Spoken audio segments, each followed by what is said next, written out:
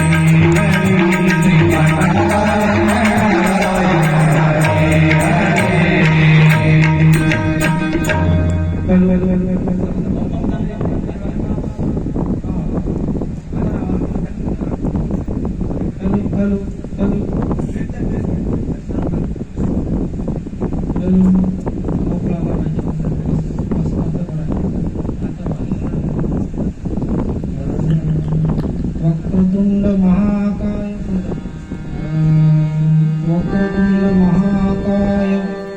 सूर्यकोटि समप्रभ निर्विघ्नं कुरु मे देव सर्वकार्येषु सर्वदा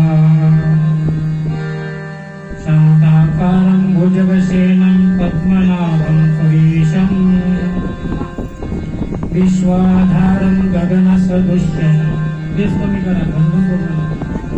विश्वाधारं गगनसदृशं मेघवर्णं शुभांगं मधुर कमी करा लक्ष्मीकान्तं कमलनयनं योगिविज्ञानगम्यं वन्दे विष्णु भवभयहरं सर्वलोकैकनाथं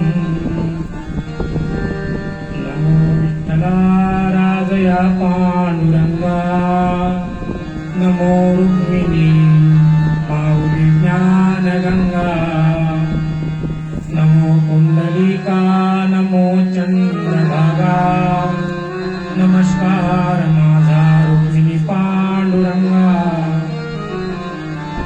ओम नमोजी आद्या वेद प्रतिपाद्या जय जय स्वसंवेद्या आत्मरूपा प्रवचनाला सुरुवात करण्याच्या अगोदर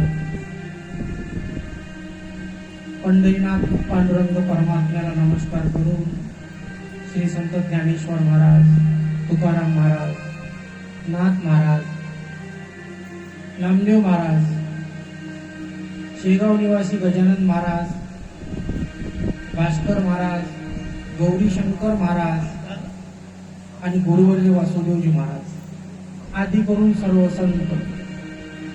सर्व संतांच्या चरणावर दंडवत करून आणि या रामचरित मानस रूपी प्रवचनाला सुरुवात करूया. पहा, नारद मुनी जसे त्यांचं मन जसं शांत झालं, त्यांना वाटलं की एवढं सुंदर आणि वातावरण आहे, नदी वाहून राहिली, त्या चिमण्यांची त्या पक्ष्यांची किलबिल कानावर पडत आहे आणि त्या तिथं गुफा आहे एक पर्वतावर, त्या गुफेच्या समोर एक मस्त आसन आहे, म्हणजे तिथं आसनासारखी जागा आहे बसण्यासारखी. म्हणून त्यांना प्रभूचं ध्यान करावंसं वाटतं. आता या ध्यान असं आहे, तसं पाहिलं तर एकंदरीत प्रभूची जे सर्वोत्तम भक्ती आहे, सर्वोत्तम म्हणजे ज्या भक्तीच्या सर्व खाली आहे भक्ती, ती म्हणजे ध्यान भक्ती आहे. कारण असं आहे की ध्यानामध्ये माणूस मनाला तिथं भ्रुकुटीवर आणून ठेवते आणि तिथं आणून भगवंताचं नामस्मरण करते मन. मग तिथं 10 इंद्रिय एका जवळ येऊन इथं उभे राहतात, बसतात. त्यामुळे मग चित्त कुठं संसारात राहत नाही. तशी तर ब्रह्मरस घेई काढा टाळ मृदंगाच्या संगे. आता भक्तीचे 2 प्रकार आहेत तसे. ध्यान भक्ती सरळ परमेश्वराला प्राप्त होते, ठीक आहे, पण टाळ मृदंगाच्या भक्तीतूनच ध्यान भक्तीकडे वळता येईल जीवाला. तसं वळता येत, तोही रस वेगळा आहे जरासा, तो रस काही कमी नाही. आणि त्या दोघांमध्ये फरक आहे. कसा? ध्यान भक्तीमुळे ज्याला म्हणतात निर्गुण निराकार जर भक्ती केली तर त्याच्यामध्ये अभिमान वाढण्याचे चान्स आहेत. म्हणजे घाटे आणि नफे हे सांगून राहिलो. निर्गुण निराकाराची भक्ती केली, ध्यान लावलं तर घाटा एक आहे की त्याच्यात अभिमान वाढायचा चान्स आहे. दुसरा घाटा अजून आहे, जर सिद्धी प्राप्त झाल्या, कारण ध्यान भक्तीमध्ये सिद्धी येतात समोर. सोपा आहे काय? लक्ष्मीच्या ज्या 8 डाशा आहेत सिद्ध्या, त्या येतात समोर, त्या म्हणतात तुम्हाला काय पाहिजे सांगा. म्हणजे त्यांचं म्हणणं आहे तुम्ही देवापर्यंत जाऊ नका, आम्ही तुम्हाला भुलवतो. ज्यानं सिद्धीचा वापर केला तो गेला, देव मिळणार नाही. सिद्धीचा वापर करणाऱ्याला भगवंत मिळत नाही, कारण बुद्धी मग मायेकडे जाते. मग किती घाटा आहे, भरपूर घाटा आहे. दुसरा घाटा, ध्यान भक्तीमध्ये अहंकार वाढू शकते, आणि अहंकार वाढला, नाही वाढला अहंकार ठीक आहे, त्यानं खूप मनावर ताबा ठेवला, तर दुसरी गोष्ट सिद्धी जर भेटली आणि सिद्धीचा उपभोग केला तर परमार्थातून फिटला, परमार्थच होत नाही त्याचा. म्हणून सगुण भक्ती सांगितली. म्हणून मग टाळ मृदंग ब्रह्मरस घेई काढा, जेने पिडा वारील नाचू कीर्तनाची रंगी. ओ नाचू कीर्तनाची रंगी, नाचू कीर्तनाची रंगी. ओ नाचू कीर्तनाची रंगी,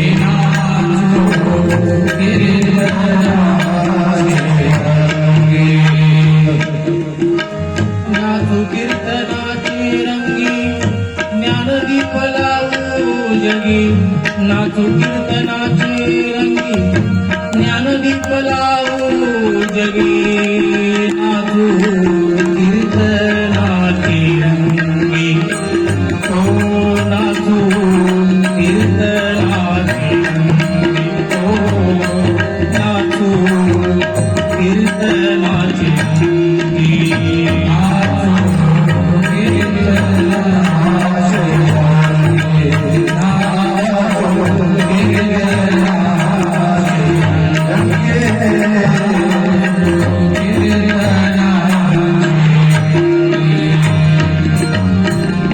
समजलं का तुम्हाला प्रमाण? नाचू कीर्तनाचे रंगी, ज्ञानदीप लावू जगी. तुकाराम महाराज ज्ञानोबाऱ्यानं सगुण भक्ती सांगितली. कीर्तनात नाचा, देव भेटल्याशिवाय राहणार. आता मार्मिक विषय आहे, तुम्ही चांगला ऐकला तर तुमच्या लक्षात येईल, ऐकणारे कमी आहेत म्हणा, असू द्या. कीर्तनाच्या ठिकाणी जी भक्ती आहे, नाचू कीर्तनाच्या रंगी. आणि याच्यात फायदा कोणता आहे सगुण भक्तीमध्ये? कंठी प्रेम दाटे, नैदिनी हृदयी प्रगटे रामरूप. डोळ्याला दारा लागतात, हा फरक आहे सगुण भक्तीचा. आणि त्या देवाची आठवण येते. ते टाळ वाजले, तो विना वाजला की मन मोहून जाते, रडते माणूस. देवाच्या भक्तीत रडण्याचं एवढं सुख आहे हो, तुम्हाला काय सांगू. तुम्ही त्याचा अनुभव घेतला नाही घेतला ते मला माहित नाही, पण देवाच्या सगुण भक्तीमध्ये रडण्याचं सुख अपार आहे. त्याची तुलना कोण्या सुखासोबत केल्या जात नाही. म्हणून सगुण भक्ती श्रेष्ठ आहे. आणि ध्यान भक्तीमध्ये हे होते काय? ध्यान भक्तीमध्ये रडाचा चान्स गुतेल राहील. इथं समजलं काय? इथं गुतेल राहील, आनंद आहे त्याच्यात, पण ध्यान भक्तीमध्ये रडण्याचा चान्स नाही. डोळ्यातून आसू वाहत नाही ध्यान भक्तीमध्ये. हा घाटा आहे ध्यान भक्तीचा. निर्गुण भक्तीचा हा घाटा आहे, सगुण भक्तीचा हा फायदा आहे. रडते माणूस. एक सांगू का तुम्हाला, एवढं मोठं उदाहरण आहे की बस, ज्ञानोबारायांचं तुमच्या चटकन लक्षात येईल. ज्ञानोबारायांचे गुरु कोण? निवृत्तीनाथ महाराज, त्यांचे भाऊच. माहित आहे तुम्हाला? ते निर्गुण भक्त म्हणजे ते योगी होते. त्यांचा संप्रदाय नाथ संप्रदाय आहे, हे महत्वाचं आहे. त्यांचा संप्रदाय नाथ संप्रदाय. निवृत्तीनाथ आदिनाथ गुरु सकळ सिद्धाचा, आदिनाथ गुरु सकळ सिद्धाचा, सकळ सिद्धाचा. ओम चित्रकयाचा, मुख्य शिष्य चित्रकयाचा.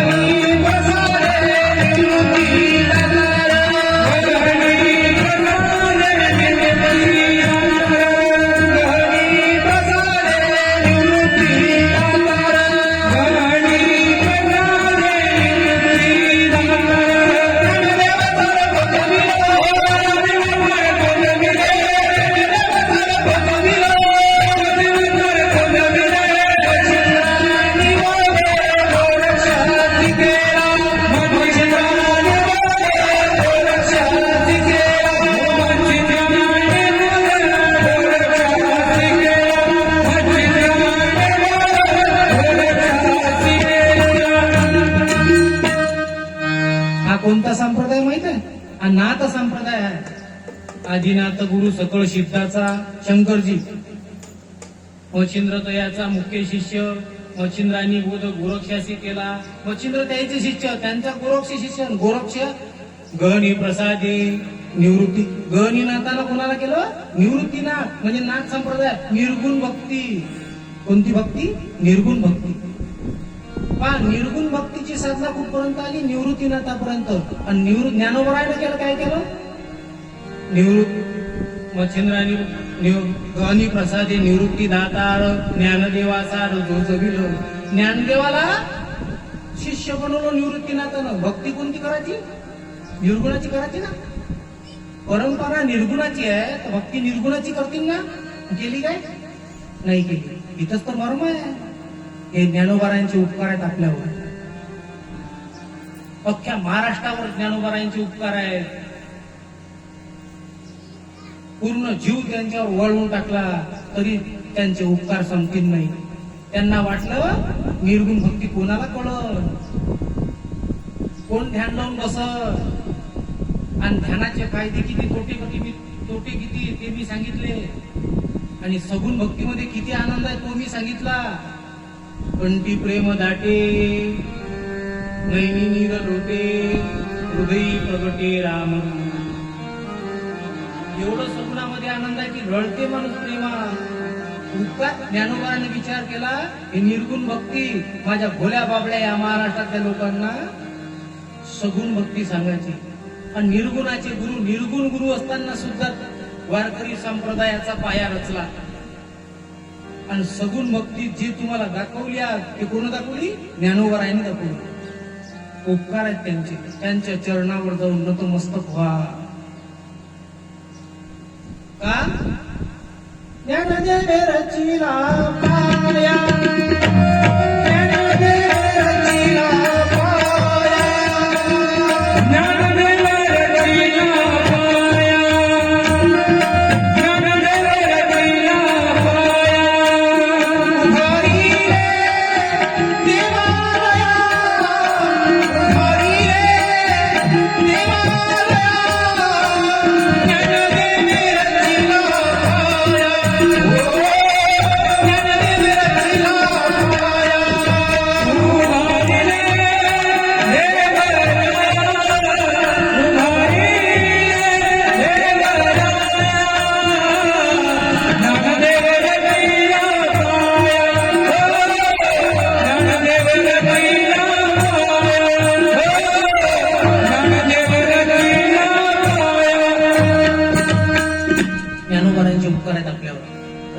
वारकरी संप्रदायाचा पाया ज्ञानोबारायाने रचला.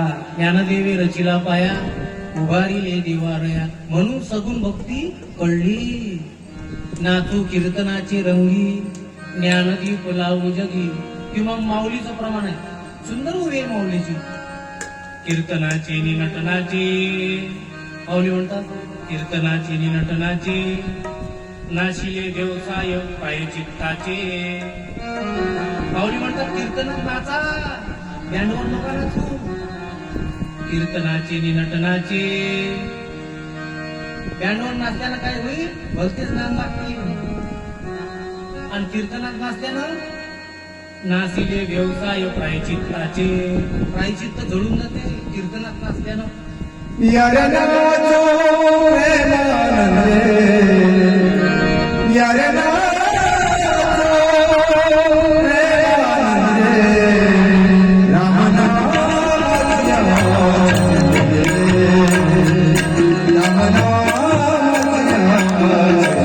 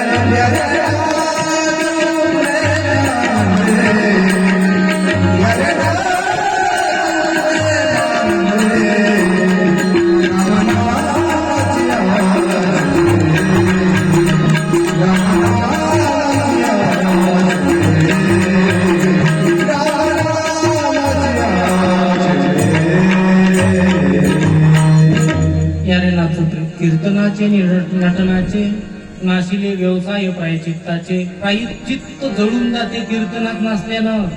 प्रायचित्त कळलं का तुम्हाला? केलेलं पाप मागचं. दोष जळती दोषाचे डोंगर.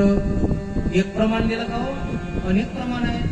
जळती दोषाचे डोंगर, शुद्ध होती नारी नर.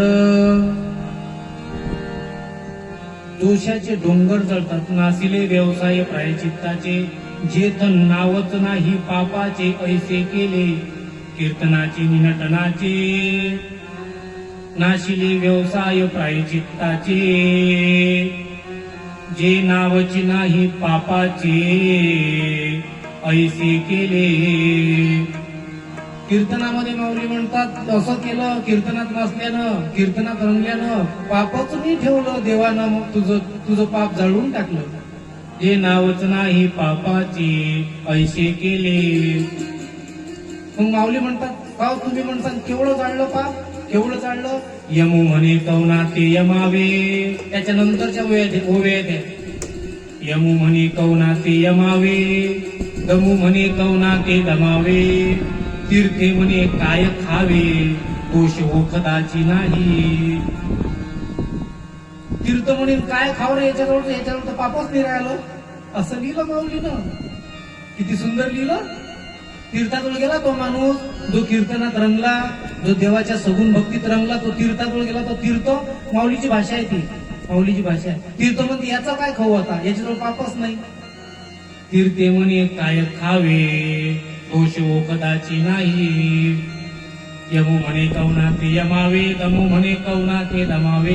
तीर्थे म्हणे काय खावे, दोष ओखदाची नाही.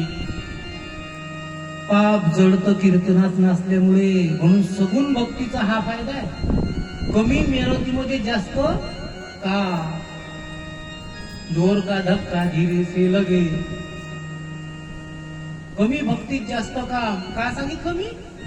ध्यान भक्ती अत्यंत कठीण आहे आणि त्या ध्यान भक्तीमध्ये अत्यंत तोटे आहे. ते तोटे मी तुम्हाला सांगितले, कदाचित तुमच्या लक्षात आले असतील. आणि सगुण भक्तीमध्ये एकही तोटा नाही, नफाच नफा आहे. उपकार माना ज्ञानोबारायांचे. त्यांनी सांगितलं म्हणून तुम्हाला कळलं, नंतर त्यांनी सांगितलं नसतं कळलं नसतं. कारण गुरु निर्गुण भक्ती करणारे आणि ज्ञानोबाराय सगुण भक्ती करणारे वारकरी संप्रदायाचा पाया रस्ता तुमचा विचार केला त्यांनी. ते तर तरुण जाती हो, ते तर संत आहे, पण त्यांनी तुमचा विचार केला की साधे भोळे लोकांना पाप नाश करण्याचं साधन कोणतं असावं, तर सगुण भक्ती सांगितली. ज्ञानोबारायांचे उपकार आहे. विषय कोणता होता? नारदजी ध्यानाला बसले, हा विषय होता आपला. आता ध्यान करावं, सर्वोच्च भक्ती आहे ध्यान, तसं काही नाही भगवंताची. कारण मन एका ठिकाणी येते म्हणून तिला सर्वोच्च भक्ती म्हटलं गेलं, किंवा मी म्हणन कारण की मन भटकत नाही ध्यानामध्ये, ते एका ठिकाणी बसते. पण लावता येणार नाही हो, कठीण आहे ना. त्याच्यापेक्षा मग हे बरं आहे, नाचू कीर्तनाची रंगी. लावलं, बसली ध्यानाला नारदजी. एवढं सुंदर वातावरण होतं, त्यांना वाटलं आता प्रभूची भक्ती करावी. ध्यान लावलं आणि नामस्मरण सुरू आहे. काय झालं माहित आहे? इंद्राला कळलं की नारदानं ध्यान लावलं म्हणून. बापा, नदीचा किनारा आहे, सुंदर वातावरण आहे, ते भ्रमर आहेत, ते भ्रमर गुंजारण करून राहिले, पक्षी किलबिल करून राहिले. आणि नारदजीनं ध्यान लावलं. इंद्राला वाटलं की आता हा नारद की ध्यान सोडत नाही. बरं का रे, इंद्र काय म्हणते राजा, या नारदाला ध्यान करताना मी पाहिलं, हा फक्त फिरणे आणि नामस्मरण करणे, विना घेऊन आपलं नारायण नारायण नारायण नारायण, याच्यापेक्षा काही करते नाही. यानं ध्यान लावलं का? याच्या मनात आली खोट, हा नारद काही, याच्या नारदाच्या मनात काहीतरी काळा वेळा आहे रे भाऊ. हा ध्यान न करणारा माणूस ध्यानाला बसला कसा? मला तर वाटते हा तप करून घेते काय स्वर्ग आपला, आपली गादी. कारण की स्वर्गाची गादी कधी मिळते माहित आहे? ज्याचं तप भरपूर झालं, ज्यानं साधना केली आणि भरपूर पुण्य झालं साधना करून, मग देवाला मागितलंही समजा, तर मग स्वर्गाची गादी मिळू शकते पुण्यानं. पुण्य फळले बहुत दिवसा, बरेच दिवसाचं संचित झालेलं पुण्य, त्यामुळे गादी मिळते. मग हा साधना करून राहिला, तप करून राहिला, मला वाटतं बरं याले माझी गादी, हा स्वर्गाधिपती होण्याच्या मार्गावर आहे. याच्या मनात आला विचार, मग याला गमन करो. तुलसीदासजी म्हणतात, गोस्वामी तुलसीदास, ते इंद्राच्या स्वभावाचं वर्णन करतात ते, की इंद्र त्या नारदाच्या ध्यानाला भिला. का भिला? जे लोक गोस्वामी तुलसीदास म्हणतात लालची असतात आणि कामी असतात, ते लोक इतरांना भेतात. हा पॉइंट घ्या भागवता तुम्ही एखादा. लालच आणि काम सोडून द्या, कामी आणि लालचीपणा सोडून द्या. हा जर तुमच्या ठिकाणी असला तर तुम्हाला इतराचा भय वाटेल, हे पक्का आहे. तुम्ही जर म्हणता महाराज आम्हाला भीती वाटते, कंपनी झालं पाहिजे, कंपनी झालं पाहिजे, त्यानं तसं नाही केलं पाहिजे, यानं असं नाही केलं पाहिजे, त्याचं मूळ काय? तुमच्या मनामध्ये लालसा आहे. हा माझी जागा घेईल काय? हा माझ्या शेजारी शेत आहे 2 एकर, काय राजा 2 एकर शेत आहे, विकले. पण म्हणे राजा तो विकणार आहे की नाही, तो त्या सदाशिव भाऊचा जवळचा आहे, कसंच करावं. त्या सदाशिव दिसला की हा गेला, सदाशिव दिसला की हा गेला. अरे का त्या सदाशिव किती 2 एकर, कारण तो जवळचा आहे, मला देणार नाही. सदाशिव दिसला की याला भीती. ही भीती का झाली? 2 एकराची लालच. म्हणून जे लालची लोक आहेत ते भीता, गोस्वामी तुलसीदास म्हणतात. त्याच्या भयाचं कारण आहे लालच. पण ज्याला कोणाला वाटेल की मला भीती नाही पाहिजे महाराज, त्यानं लालच काढून टाका मनाचा. लालच आणि काम वासना ही भित्रेपणा तयार करते, भीती तयार करते. तिचंही कारण आहे. तर या दोन्ही गोष्टी जर मनातून काढल्या तर तो व्यक्ती कधी भय प्राप्त होणार नाही, त्याला भीती होणार नाही. बरोबर, याचं प्रमाण आहे. तुलसीदास साहेबांनी लिहून ठेवलं, जे कामी जग माही जे कामी लोलुप जग माही जे कामी लोलुप जग माही जे कामी लोलुप जग माही जे कामी लोलुप जग माही जे कामी लोलुप जग माही जे कामी लोलुप जग माही जे कामी लोलुप जग माही कुटिल काकैव सबहि डेराही कुटिल काकैव सबहि डेराही झुकाई लोलुप जग माही झुकाई लोलुप जग माही झुकाई लोलुप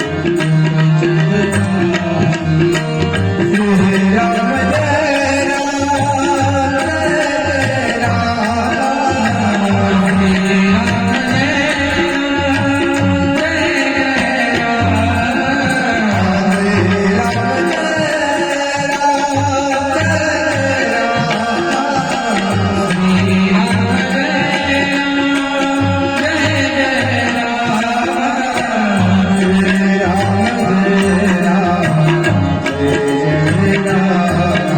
माही श्री राम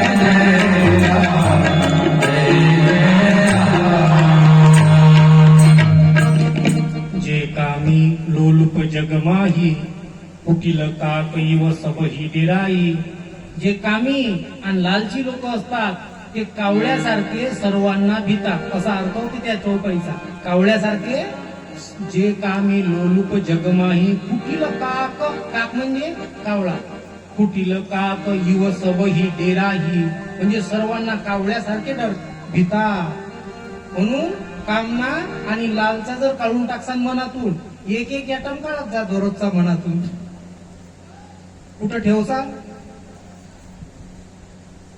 लगेच येते तो वेळही नाही कुठं ठेवला होता का कसा आला एवढं सोपं आहे का कठीण आहे मनातले विकार करणं एवढं कठीण आहे की ज्याचं वर्णन करता येत नाही एक सांगू का तुम्हाला कठीण नाही मनातले विकार निघतच नाही कठीण हा शब्द वेगळा झाला निघतच नाही मग महाराज हे तर खूप झाली महाराज आम्ही इथं कथा ऐकण्याकरता ग्रंथातून काहीतरी भेटन आम्हाला निघतच नाही म्हणतात तर मग काय अर्थ आहे मग आहे ना ग्रंथामध्ये गोस्वामी तुळशीदासजीनं उपाय लिहिले मनाला जर ताब्यात घ्यायचं असेल आणि मनातले विकार जर काढायचा असत ते कठीण साधन आहे पण आहे कोणतं प्रभूच्या नामस्मरणानं होते हे तसं होत नाही प्रभूचं नामस्मरण करसाल तर तुमच्या मनातले विकार निघतात मन स्वच्छ होते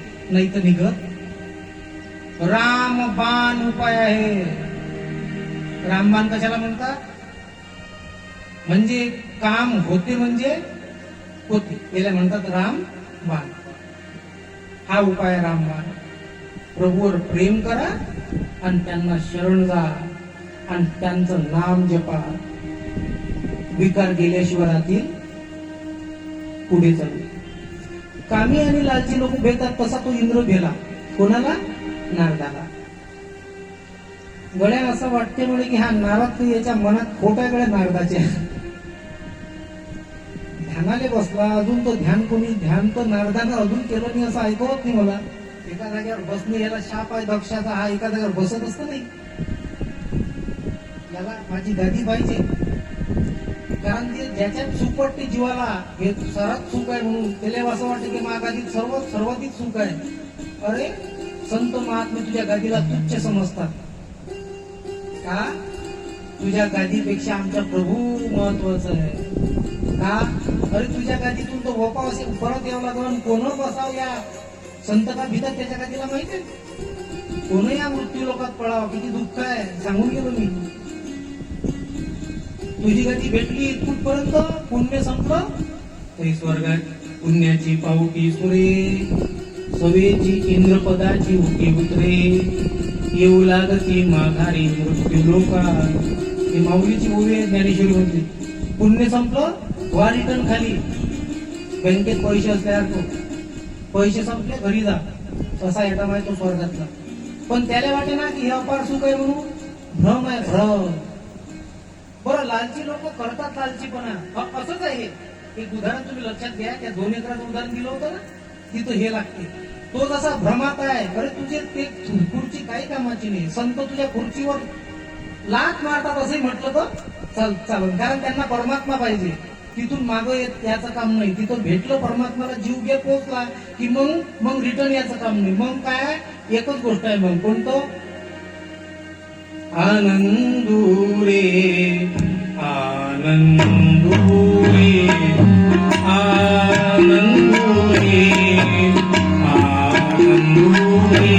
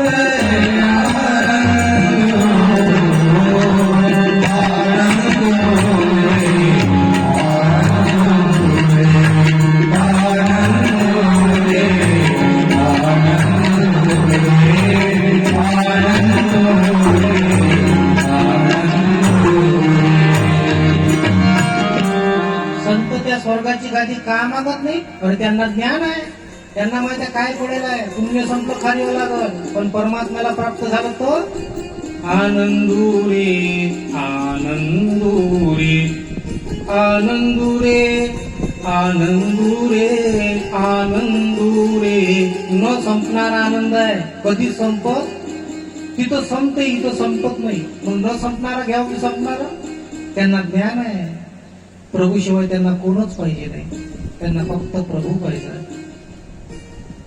मग 2 एकर वावर घेणार आहे की नाही तो भिवून राहिला अरे काय करतो घेऊन कशाला लालच ठेवून राहिला काही नाही ढाम त्याच्यात 2 एकर घेऊन 50 घेशील 100 घेशील घेऊन काय करतो कुठून येतो काय बांधून येतो सोबत त्याच्यापेक्षा सोडणं लालच पण सुखी होणं जीवनात कमाई करता करता जीवन आटून जाते माणसाचं पण कमाई करणं सोडत नाही माणूस आणि त्याला हे कळतच नाही की पैसा कमावता कमावता जीवनाचं रान केलं आपण हे त्याला कळत नाही तूने जो कमाया है तूने जो कमाया है तूने जो कमाया है वो दूसरा खाली हाथ आया खाली हाथ जाएगा खाली हाथ आया खाली हाथ जाएगा तूने जो कमाया है तूने जो कमाया है तूने जो कमाया है वो दूसरा खाली हाथ आया खाली हाथ जाएगा खाली हाथ आया खाली हाथ जाएगा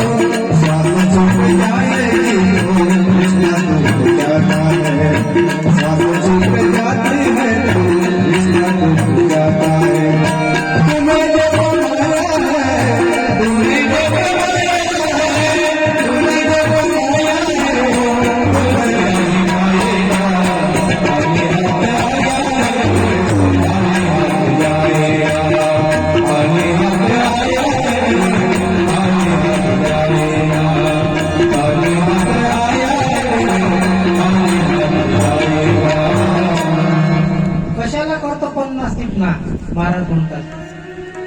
कुठं जाईल ते काय करतो पाठवून देशील काय? त्याच्यापेक्षा सोड लालच, लालच सोडून दे ना, आता सुखी हो जीवनात, सोडल्याबरोबर सुखी होशील. मग काय सांगितलं? स्वर्गाची लालसा त्या गादीची. अरे काय कामाची ती गादी? पण तो लालची होता, त्याला वाटलं नारद गादी घेईल. नारद कशाला गादी घेते? तो परमेश्वराच्या आणि प्रेमामध्ये मग्न झालेले होते ते नारदजी. मग काय, मग त्याला वाटलं, भीती वाटली. समाधी आता हे ध्यान करून राहिले गड्या, याचं ध्यान मोळा लागते नारदाचं. याचं ध्यान मोडलं नाही तर मग आपली गाडी जाईल. मग भीती, मग काय केलं? कामदेवाला बोलावलं. कामदेवाले म्हणे, महाराज काय काम आहे तुमचं? काय करावं लागेल मला? म्हणे, नारद समाधी लावून बसलेले आहे ध्यानमग्न, पण तुम्हाला एवढंच काम आहे, त्यांचं ध्यान मोडावं लागते. सांगा आता. कामदेव म्हणून राजा माझ्या मागं तर तुझ्या इंद्रदेवांना म्हटलं कामदेवाला. कामदेव म्हणतात इंद्राला, इंद्रदेव मला काय ध्यान मोडाचे काम ते सांगतात तुम्ही? अरे देवाचं नामस्मरण करणारे लोक आहेत ते, आणि त्यांचं ध्यान मोडायचं. पण आता कसं आहे, सर्व देवांचा राजा कोण आहे? इंद्र. आणि त्याचा ऐकल्याशिवाय जमन का हो? राजा बोलवून तशी प्रजा करून, तो नियमच आहे. राजाचा नियम तर ऐका होता का? ठीक आहे, मांडलं. चला म्हणे, नारदाची ध्यान मोडायला कोणता वेळ लागते निघायला. त्याचा लावा जमाव घेतला सोबत. अप्सरा वसंत ऋतूला घेतो सोबत. वसंत ऋतू का? वसंत ऋतूमध्ये सुंदर अशा प्रकारचं वातावरण असते, मनमोहक असते तो ऋतू, मनाला मोहित करून टाकते ऋतू. म्हणून तो ऋतू सोबत घेतला. अप्सरा घेतले गेले तिथं नारदजी ध्यानाला बसले होते. आणि मग काय, त्या वसंत ऋतू तयार केला. वेली, फुलं, झाडं, फळांना भरलेली झाडं होती, फुलांनी भरलेली झाडं होती. सुगंधित वारा वाहत होता. तो वारा तयार केला, सुगंधित, मंद, सुगंधित आणि शीतल, अशा 3 प्रकारचा वारा वाहून राहिला. त्या वाऱ्यामध्ये सुगंध होता आणि शीतल होता तो वारा. शीतल, सुगंधित आणि मंद असा वारा. म्हणजे मनाचं विचलित झालं पाहिजे मन. ते करण्याकरता हे रचवलं त्यानं. जेवढ्या बाहेरच्या सुखसोयी आहेत, त्या सुखसोयी देवाच्या पासून मन विचलित करू शकतात, असं वातावरण त्यानं तयार केलं. अप्सरा नाचून राहिल्या नारदाच्या समोर. अनेक उपाय केले, पण नारदाची समाधी तुटली नाही. कामदेवाला भीती वाटली. बाप रे बाप, एवढे उपाय करून नारदाची समाधी तुटली नाही. आता नारद जर उठले, त्यांना जर कळलं की कामदेवानं माझी समाधी तोडण्याचा प्रयत्न केला, तर शापाला बळी पडावं लागल. मग काय करावं? एकच उपाय बा, संतांचे पाय धरा. तुझं भावा हे देव, तरी हा सुलभ उपाव. कोणता? मस्तक ठेंगणा, मस्तक ठेंगणा, ओ मस्तक ठेंगणा.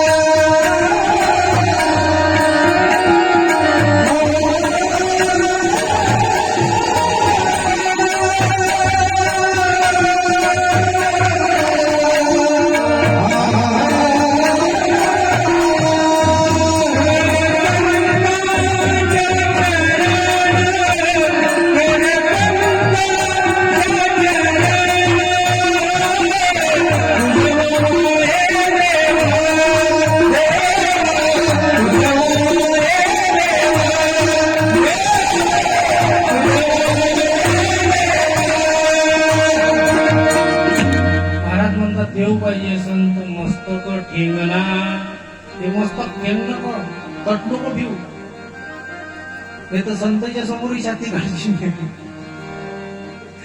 हा विनोद आहे म्हणा. मस्तक ठेवू नका, मस्तक ठेंगणा कर संताचे चरणा. कशासाठी हो? तुझा बाबा आहे देव, तुला देव पाहिजे असं तर तरी हा सुलभ उपाव.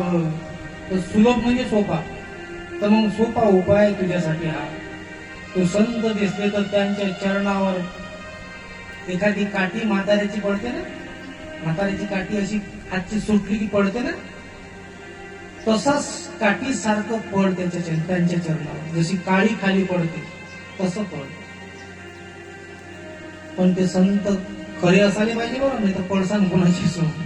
संताचा अभाव आहे, संत नाही घटत. आता विषय मोठा होईल तो आपला, राहू दे आता पुढे जाऊ, कारण की आता कथेकडे मग विलंब होईल. तसे नारदजीचे पाय धरले. संताचे पाय धरल्यावर संत माफ करतात हे त्यांना माहित होतं. त्यांचं हृदय कसं असते, गंगेप्रमाणे निर्मळ असते, मोठं असते, ते कोणावर रागावत नाही.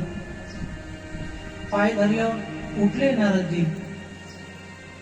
कामदेव म्हणाला, महाराज मला माफ करा, तुम्ही एवढे मोठे भगवत भक्त आहात, मला वाटलं माझी चूक झाली आणि मी भगवत भक्ताचं ध्यान तोडण्याचा प्रयत्न केला, मला माफ करा, माझ्याकडून चुकी झाली. आता संताचं हृदय कसं असते, संत खूप निर्मळ असतात. तुकाराम महाराजांना जगाने भरपूर त्रास दिला, पण एकाही माणसाला तुकाराम महाराजांनी उलट शब्द वापरला. ज्यानं मारलं त्याचे हातपाय चेपून दिले, थकला अशी म्हणते मला मारू मारू. त्यांची गोष्ट कशी आहे, त्यांची गोष्ट आपल्याला सामान्य जीवाला कळणार नाही. त्यांची दोरी वेगळी होती, आपली दोरी तशी नाही, म्हणून आपल्याला वाटते, आपल्या डोक्यात भ्रम आहे. मारलं तर लगेच देतो हंडवून त्याच्या हातात. आता तो मोठा विषय आहे, पण संतांनी हातपाय चेपले त्याचे समोरच्याचे. एवढं हृदय त्यांचं निर्मळ, म्हणजे ते कोणावर त्यांना माहित, कारण त्यांना कळून चुकलं की हे सामान्य जीव आहेत, त्यांच्या ठिकाणी अज्ञान आहे. पहिली गोष्ट सामान्य जीव आहेत, हे अज्ञान आहेत, अज्ञानी आहेत, आणि अज्ञानामुळे यानं केलं असं, याच्याजवळ ज्ञान नाही. पण सर्वात मोठी गोष्ट की हा जो जीव आहे अज्ञानी असला तरी हा माझ्या प्रभूचा अंश आहे, म्हणून ते त्याला त्रास देत नाही. हा मोठा त्यांचा पॉईंट आहे.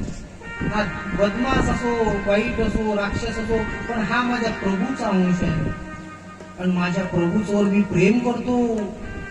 याला जर उलट मी दुखवलं तर जणू माझे प्रभूच दुखतील, त्यांचं अंतःकरण दुखेल. म्हणून ते त्या व्यक्तीला काहीच म्हणत नाही. माझा देव आहेस रे तू, तुझ्या आत्म्यातला जो जीवात्मा आहे तो माझ्या देवाचा अंश आहे. म्हणून नाही तर तुम्हाला का सांगितलं एवढं मोठं, तुमचे विचार वेगळे चालतात. तुमचं असं म्हणणं येईल की काय महाराज सांगतात, ज्यानं मारलं त्याचे हात चेपा, असे चालतात. म्हणून एवढं सांगावं लागते, एवढं सांगायचं काम नाही. पण तुला कळलं पाहिजे बाबा, त्यांची वृत्ती काय आहे, त्यांचं ज्ञान काय आहे, त्यांचे विचार कोणते आहेत, तुझे विचार कोणते. नारद म्हणाले, कामदेवा, अरे तू तर त्या इंद्राला पाठवल्यानंतर आलाच नाही, तू तर त्याचा राजा बोले, दल आले, तुझा अपराध कसा. कुठले मग नारदजी.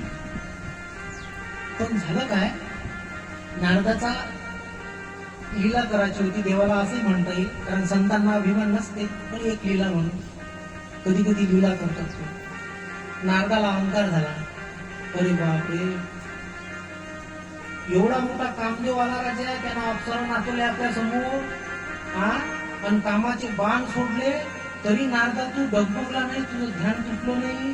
तू किती महान आहेस रे नारदा. तुझ्यासारखा भक्त देव. अहंकार कोणता होता, भक्तीचा, पण तरी तो अहंकार देवाला नको. सामान्य अहंकार नव्हता आपल्यासारखा, माझं घर किती सुंदर आहे, तसं नाही. अहंकार भक्तीचा होता. नारदा, तुझ्यासारखा भक्त या त्रिभुवनात कोणी सापडणार नाही. तू प्रभूचा मोठा भक्त आहे. नाही तर कोणता भक्त आला असा की कामदेवानं त्याच्या वार करायचे आणि तो समाधीपासून घडू शकणार नाही, असा कोणताच नाही. तू फार मोठा भक्त आहेस, उगलो तिची छाती. आता अहंकार आला मनात की काय होते, दुसरी स्टेज माणूस लगेच घेते अहंकाराला, त्याची वेळ लागत नाही. कोणती अहंकार आपल्या अंगात फुकून राहिलं हे, पण दुसऱ्याला कळलं पाहिजे ना, आपलं चरित्र दुसऱ्याला कळलं पाहिजे, मी किती महान आहे हे ते मग डोक्यात. तिथंच तर काय ना बिघडते सर्व. मग मी गेले एकट्यात शेअर नाही करायची, देवाबरोबर शेअर करायची. कुठं गेले? नारदजी गेले शंकरजी जवळ, भगवान शंकर. भगवान कैलासावर बसलेले होते, प्रणाम केला त्यांना. म्हणे महाराज, भगवंत तुम्हाला माहित आहे?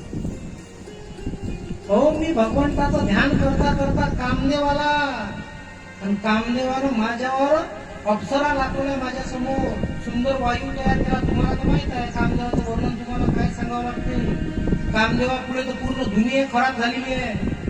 या कामदेवानं पृथ्वी लोकांचे सारे माणसं काय म्हणतात त्याले, पागल करून सोडले. कामाला जिंकता येते काय? नाही जिंकता. पूर्ण मृत्यू लोक कामदेवानं पागल करून सोडला. भक्ताची नोकर आहे, म्हणजे सांगू भक्ताची नोकर कशी, इथून भक्तच नाही तयार होते फॅक्टरी, असे म्हटलं तसं. भक्ताची फॅक्टरीच नाही. अरे परिस्थिती आहे कशी. कोणी फिरला तर पुरा भारत, अर्धा भारत फिरलं तर एखादा दिसला तर दिसला, तो दिसते की नाही दिसत. भक्ताची फॅक्टरी बंद झाली. मृत्यू लोकातून एक भक्त तरी देवाचा निघणं कठीण आहे. त्याला कारण कामदेव.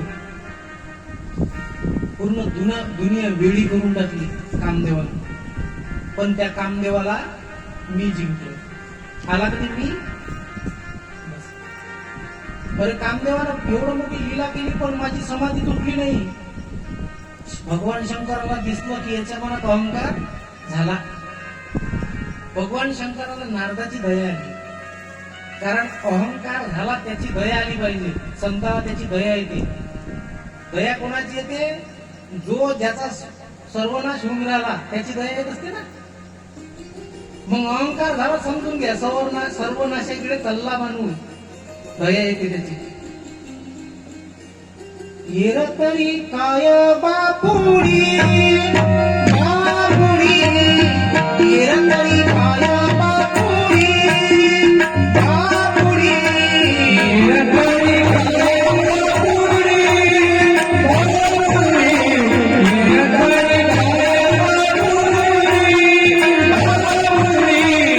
येर तरी काय बापुडी, बापुडी, येर तरी काय बापुडी, बापुडी, येर तरी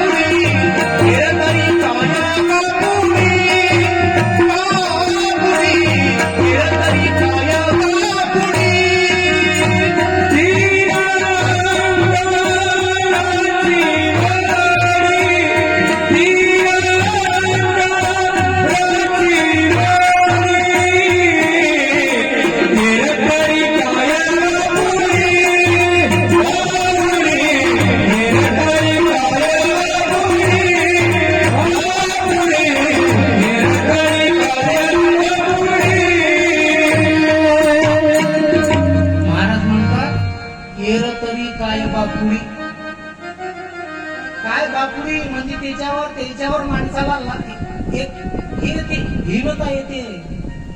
ही अहंकाराची घोडी. ते लोक काय कामाचे? ज्याच्यावर अहंकार बसलाय, अहंकारी लोकांना समजून घ्या अहंकार काय असते. अहंकाराची घोडी झाली महाराजांचा. घोडी म्हणजे घोड्यावर बसते ना माणूस, तर आपल्यावर अहंकार बसला, तो आपल्याला चालून राहिला घोड्यासारखा, हीर अहंकाराची घोडी. मग ज्याला अहंकार झाला त्याच्यावर दया येईल ना. भगवान शिवजीला दया आली नारदाची. म्हणे नारद एक काम सांगतो तुम्ही. कोणतं? तुम्ही आता एक काम करा, तुम्ही आता ही गोष्ट आहे की नाही जे मला सांगितले ते गोष्ट तुम्ही भगवंताला, भगवान श्रीहरीला सांगू नका. भगवान श्रीहरीला सांगू नका. हो म्हटलं नारद. नारद नाही म्हणतील ना. नाही निघाले. आता ज्याचं हृदय अहंकारानं भरलं त्याला किती काही शिकवलं त्याला कळलं का माणसाला? नाही कळत. नारद म्हणते काय राजा शिवजीला काही समजत नाही. अरे बाबा एवढा मोठा पराक्रम गाजवला आपण आणि ते गोष्ट शिवजी म्हणतात श्रीहरीला सांगू नको. अरे श्रीहरी शिवाय माझा दुसरा कोण दाता तरी आहे काय? आणि त्यांना सांगू नये तर मग कोणाला सांगू? आता भगवान शंकरानं बरोबर सांगितलं पण येईल नाही ऐकलं काय?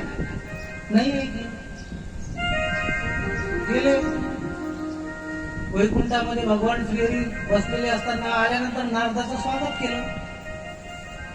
काय कुकडं कसं काय अमकं टमकं बोलणं झालं. पण यांना नारदाने आलं याच होतं मुद्द्यावर. मुद्दा कोणता होता तुम्हाला माहित आहे? भगवान परत तिकडल्या गोष्टी. आता सांगण्याचा भाग झाला तिकडल्या गोष्टी. कारण बोलताना थोडासा विनोद वगैरे व्हासाठी. मग भगवान नारदाला मेन मुद्द्यात हात घालायचा होता की मी काय पराक्रम गाजवला. आणला असतो. भगवान शंकराने सांगितलं तरी ऐकलं नाही. म्हणे देवा मी काय केलं माहितीये का तुम्हाला? म्हणे नारदा तू काय केलं हे मला पहिले सांग. कारण सांगू?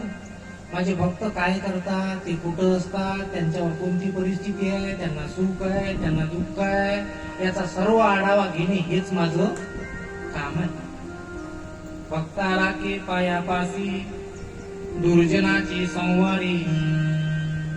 एका वाक्यात तुम्हाला एखाद्याने जर विचारलं महाराज देवाचं काम कोणतं आहे, माझं तर मत आहे. माझं मत नाही म्हणा, पण संत महात्मे आणि पुराण शास्त्र वेद यांच्या सारांश जर काढला तर त्याचं एकच उत्तर निघते की देवाचं काम कोणतं आहे. देवाचं एकच काम आहे भक्ताचा सांभाळ करणं.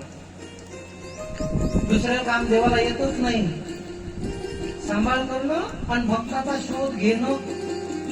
फक्त उणीव एवढी आहे, आताच मी सांगून गेलो भक्ताचा तोटा आहे. आणि तुम्ही भक्त बनायला का तयार? मलाही माहित आहे तुम्ही या रत्नापुराचे लोक आहे. तुम्ही पेंडॉल मध्ये आले, तुम्ही भागवत कथा भक्त बनायला तयार. मग तो भक्ताच्या शोधात आहे देव, त्याला भक्त पाहिजे. मग तू सांग ना देवा, नारदा सांग तुझी कोणती गोष्टी आहे. त्याच्यासाठी तर मीच हवं. मला देवा, मला भक्ताच्या गोष्टी आवडतात, मला काहीच आवडत नाही. या सुखा कारणे देव वेळावला. या सुखा कारणे देव वेळावला. या सुखा कारणे देव वेळावला. वैकुंठ सोडून संत सदनी राहिला. वैकुंठ सोडून संत सदनी राहिला.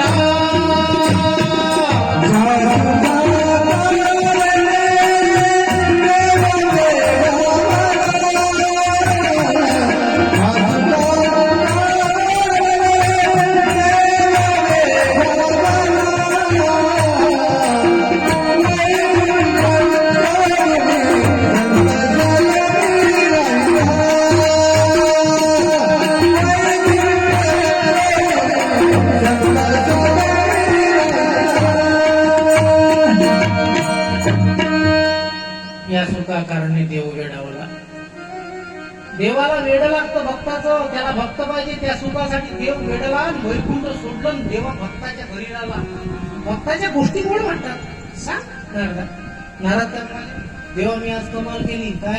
अहो माझी समाधी लावली मी कामदेवाला समाधी भंग करण्याकरता. पण मजाल कामदेवाची माझी तो समाधी भंग करू शकला. अरे देवा, त्या कामदेवानं तो सारा जगाला नाचवलं रे. हा, आणि मला माझी समाधी नाही तोडू शकला. देवा, मी किती मोठा भक्त आहे तुझा. माझ्यासारखा भक्त कदाचित तुझा कोणी नसेल. माझ्यासारखा भक्त कदाचित तुझा कोणी नसेल, असं म्हणतात. कोण? नारदजी. देवाला नारदजीच्या अंतःकरणातला अहंकार दिसला.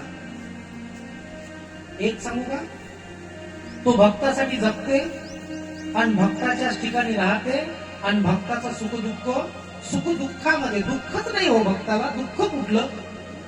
तो सुख देण्याचा प्रयत्न करते भक्ताला आणि भक्ताची तो काळजी वाहते. मी सांगून गेलो तुम्हाला, एरवी तरी पंडुसुता,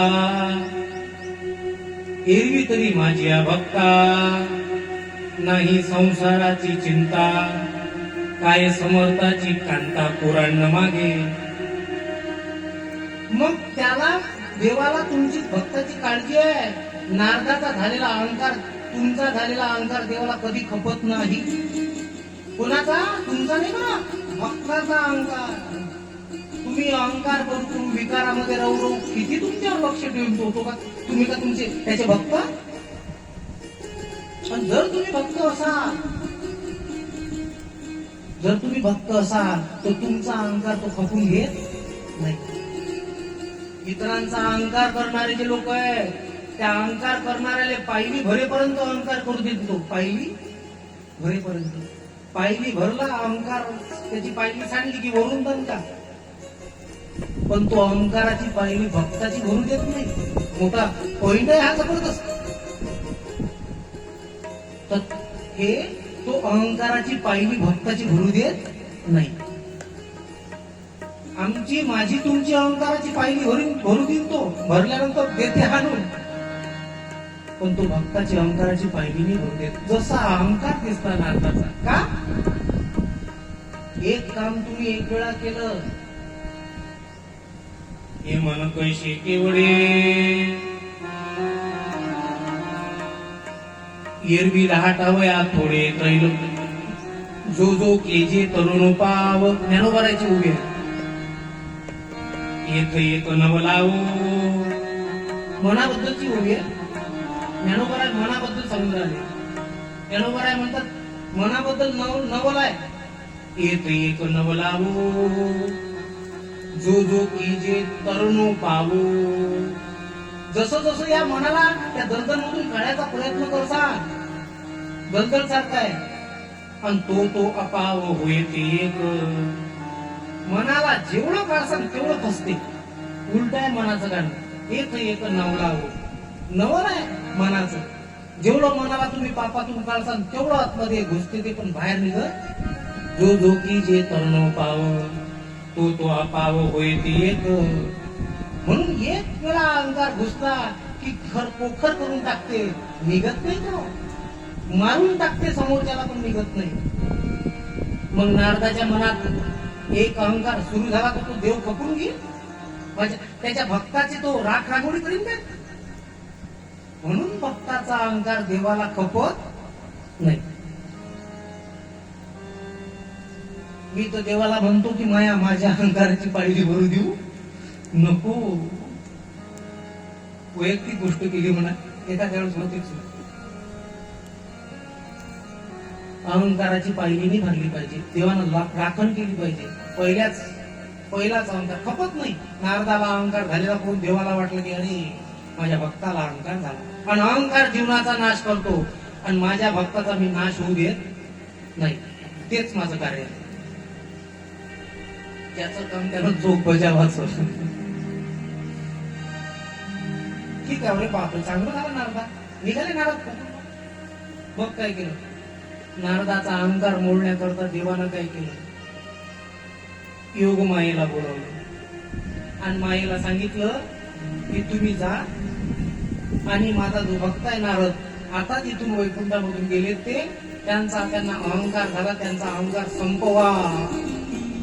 त्यांचा अहंकार संपवा. गेली माया. एका भुरकुटीच्या इशाऱ्यावर देवाच्या माया काम करते. जे माया आपल्याला थंडगार करून टाकते, ते माया फक्त एका भ्रुकुटीच्या इशाऱ्यावर देवाच्या काम करते. ही देवाची ताकद आहे. त्यालाच देव म्हणतात. गेली माया, ती किती प्रबळ आहे हो. तिनं नारद ज्या रस्त्यानं जात होते, त्या नारदाच्या रस्त्यात एक सुंदर 100 योजन इतकं मोठं नगर बांधलं, बसवलं. मायावी म्हणजे खोटं नगर बसवलं, सुंदर 100 योजन. त्या नगराचा राजाचं नाव शीलनिधी नावाचा राजा. तिथं राजाही बनवला. माया काही करू शकते, लक्षात ठेवा. ते जीवाला भ्रमित पडण्याकरता काहीही करू शकते.